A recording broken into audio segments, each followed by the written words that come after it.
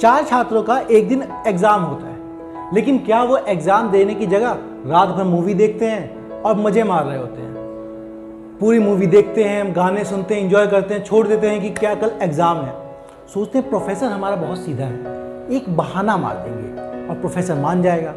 सुबह सुबह एग्जाम से पहले वो चारों, जब सारे एग्जामिनेशन हॉल की घंटी होने वाली थी सुबह की, तो वो प्रोफेसर के रूम में पहले चले जाते हैं और कहते हैं प्रोफेसर सर, कल क्या हुआ था कि हमारे एक दोस्त की पिताजी की तबीयत बहुत ख़राब हो गई थी, हमें अपने कार को लेके उसके पास जाना पड़ा, उन्हें हॉस्पिटल तक छोड़ना पड़ा, और रात में जब हम आ रहे थे वापस तो हमारे टायर पंचर हो गया।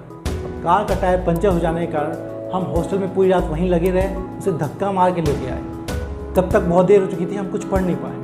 अगर आप हम पे मेहरबानी करके एक दिन दे दें तो हम पढ़ाई कर लेंगे और हम दिखा सकेंगे कि हम कितने परिश्रमी हैं और कितना ज़्यादा हमें आता है या फिर हमें वो पता है, हम मेहनत कर सकते हैं। प्रोफेसर को बात में सच्चाई दिखी।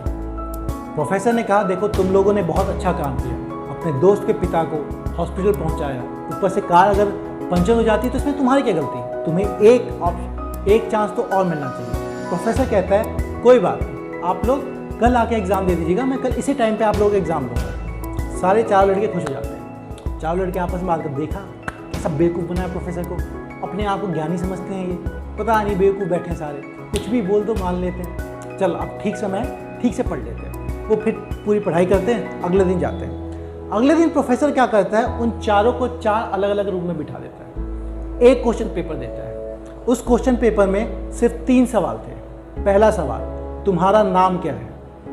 दूसरा सवाल, तुम उन्हें कौन से हॉस्पिटल में लेके गए थे? और तीसरा सवाल, कार का कौन सा पहिया पंचर हुआ था? Front right, front left, back या राइट, बैक लेफ्ट। दोस्तों ये कहानी दर्शाती है कि हम किसी को मूर्ख समझते हैं, किसी को क्या समझते हैं, ये गलत फहमी है हमारी। दूसरा, हम अपने रिस्पॉन्सिबिलिटी से कभी भाग नहीं सकते। आपकी कुछ जिम्मेदारियां हैं, आपको उस समय पे करनी है।